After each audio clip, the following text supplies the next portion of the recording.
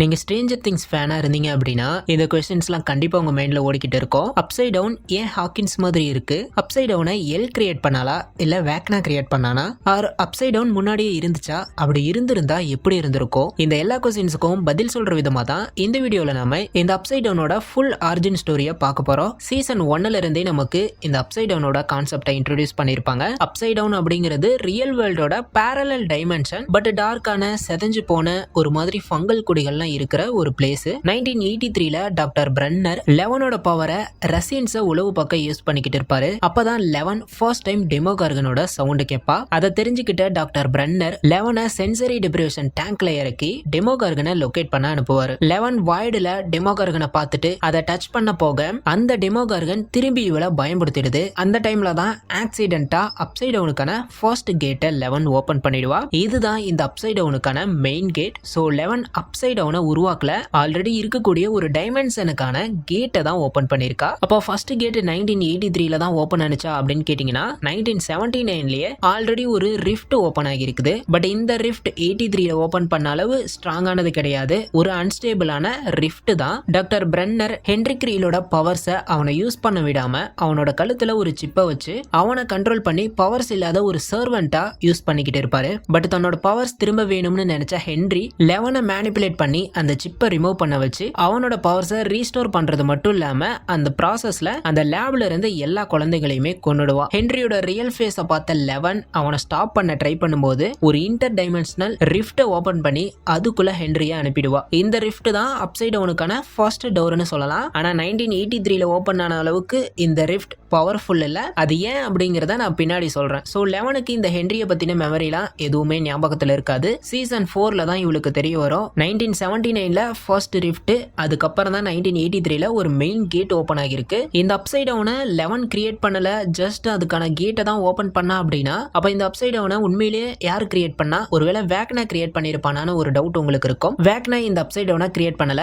அந்த ரிஃப்ட் வழியா அப்சைட் டவுன்ல விழுந்த ஹென்ரி அங்க இருக்கிற ரா டைமென்ஷனை பாப்பான். ஹென்ரி அப்சைட் டவுனுக்கு உள்ள வரும்போது அங்க எந்த ஒரு பில்டிங்ஸோ டவுனோ ஆர் ஹாக்கின்ஸே அங்க இருந்திருக்காது. வெறும் இடிமின்னலோட வானத்துல மிதந்துகிட்டு இருக்கிற பாறாங்கற்கள் எதுவுமே இல்லாத ஒரு வேஸ்ட் லேண்ட் அப்படிங்கிற மாதிரி தான் எம்டியா தான் அந்த ஒரு டைமென்ஷனே இருக்கும். அந்த அப்சைட் டவுனை ஹென்ரி எக்ஸ்ப்ளோர் பண்ணி அங்க இருக்கிற ஹை மைண்ட் என்டிட்டி பார்ட்டிகல் கிளவுட கண்ட்ரோல் பண்ணி அதை ஒரு ஸ்பைடர் ஷேப்புக்கு கொண்டு வருவான். அதுதான் மைண்ட் ஃபிளேயர். மைண்ட் ஃபிளேயர் ஒரு லிவிங் கிரியேச்சர் கிடையாது. அங்க இருக்கக்கூடிய ஒரு ஹை மைண்ட் பார்ட்டிகல். அதுக்கு வேக்னா கொடுத்த ஷேப் தான் ஸ்பைடர். பிகாஸ் ஹென்ரிக்கு சின்ன வயசுல இருந்தே ஸ்பைடர்னா பிடிக்கும். இந்த மைண்ட் ஃபிளேயரை வச்சு தான் வேக்னா அந்த டெமோ ஃபேமிலியை கண்ட்ரோல் பண்ணிட்டு இருப்பான். Demo dogs, demo gorgons, demo bats எல்லாத்தையுமே. சோ வேக்னாவும் அப்சைட் டவுனை கிரியேட் பண்ணல. அவன் ஆல்ரெடி இருக்கக்கூடிய ஒரு டைமென்ஷனை கண்ட்ரோல்ல எடுத்திருக்கான். அவ்வளவுதான். எங்க உங்களுக்கு அது என்ன ஹை மைண்ட் பார்ட்டிகல் அப்படின்னு ஒரு டவுட் வரலாம். ஹை மைண்ட் அப்படின்னா அப்சைட் டவுன்ல ஆல்ரெடி நிறைய பார்ட்டிகல்ஸ் துகள்கள் இருக்கும். அது ஒரு கலெக்டிவ் இன்டெலிஜென்ஸ் மாதிரி.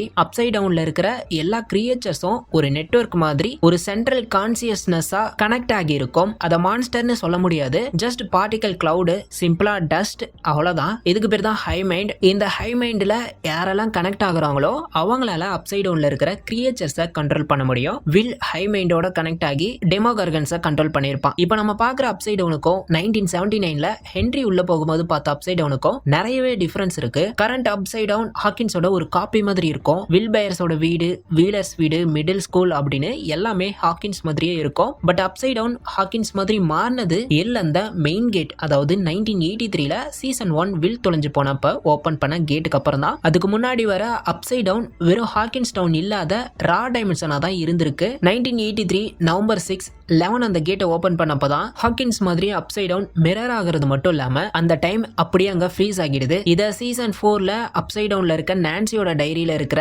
டேட்டை நோட் பண்ணி நான்சியை கன்ஃபார்ம் பண்ணிருப்பா. அதனாலதான் அங்க இருக்க அட்மாஸ்பியர், கிளாக்ஸ் எல்லாமே எக்ஸாக்ட்லி நவம்பர் 6 1983ல ஃப்ரீஸ் ஆன மாதிரியே இருக்கும். இன்னும் சிம்பிளா சொல்லணும் அப்படின்னா 1979ல ஹென்ரி உள்ள போகும்போது அப்சைட் டவுன் வெறும் ஒரு ஆல்டர்னேட் டைமென்ஷனா எதுவுமே இல்லாம தான் இருந்திருக்கு. 1983ல 11 டெமோகார்கனோட கனெக்ட் பண்ணும்போது ஓபன் ஓபன் பண்ண கேட்டால அந்த டைம் ஒரு ஸ்னாப்ஷாட் ஹாக்கின்ஸை ஒரு போட்டோ எடுத்த மாதிரி ஃப்ரீஸ் ஆகி அப்சைட் டவுன்ல விழுந்துடுது. பட் ஏன் ஃப்ரீஸ் ஆகணும் அப்படிங்கிற அதுக்கான கிளியர் எக்ஸ்பிளனேஷன் சீரீஸ்ல இதுவரை கொடுக்கல. பட் மோஸ்ட்லி லெவனோட first contact with demogorgon plus gate opening ஒரு மேசிவ் எனர்ஜியை வெளிப்படுத்தினதுனால அந்த டைம் அப்படியே ஃப்ரீஸ் ஆகி இருந்திருக்கலாம். ஜஸ்ட் ஒரு கெஸ் தான். அப்ப இந்த அப்சைட் டவுன்ல ஹாக்கின்ஸ் மட்டும் தான் இருக்கா அப்படிங்கிற ஒரு டவுட் உங்களுக்கு வரலாம். இல்ல, ஹோல் வேர்ல்டுமே உள்ள இருக்கு. 11 ஹாக்கின்ஸ்ல இருக்கிறதுனாலயும் அங்கதான் இந்த கேட்ஸ்லாம் ஓபன் ஆகுது அப்படிங்கறதுனாலயும் ஹாக்கின்ஸ் அப்சைட் டவுனுக்கான மெயின் பிளேஸா இருக்கு. இந்த அப்சைட் டவுன்ல இருக்க கிரியேச்சர்ஸ் அப்படின்னு பார்த்தோம் அப்படின்னா டெமோகார்கன் இந்த கிரியேச்சர் தான் நம்ம ஃபர்ஸ்ட் சீரீஸ்ல பார்த்த ஒரு கிரியேச்சர். தன்னோட இறைய தேடி போய் வேட்டையாடும். ஹைவ் மைண்டோட கனெக்ட் ஆகி இருக்கிறதுனால அந்த ஹைவ் மைண்டோட யாரெல்லாம் கனெக்ட் ஆகுறாங்களோ அவங்களால இந்த கிரியேச்சரை கண்ட்ரோல் பண்ண முடியும். டெமோகார்கன்ஸ் கிட்ட இருந்து தப்பிக்கிறது கொஞ்சம் கஷ்டம் தான்.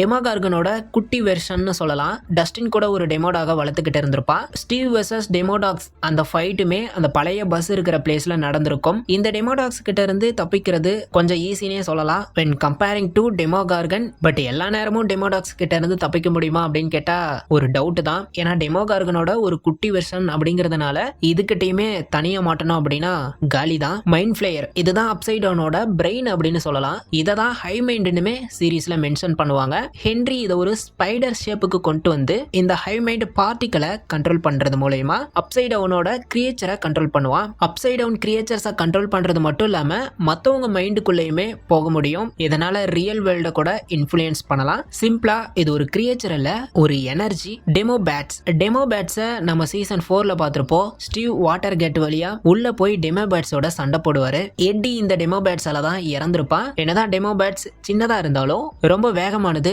கூட்டமா வந்துச்சு அப்படின்னா கொல்லக்கூடிய அளவுக்கு அதுக்கு பவர்ஸ் இருக்கு.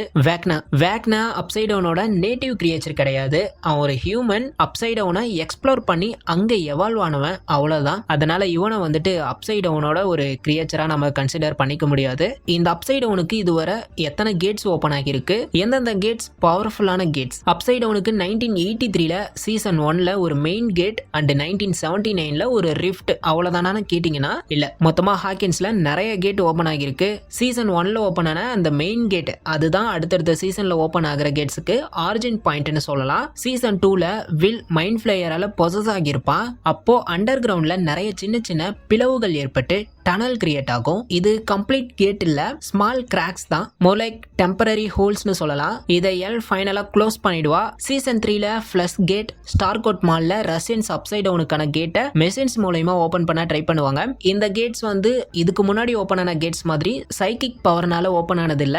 ஆர்டிபிஷியலா லேசர் எனர்ஜி வழியா டைமண்ட்ஸ்ல ஒரு கிராக் உண்டு பண்ணி ஓபன் பண்ண ட்ரை பண்ணிருப்பாங்க.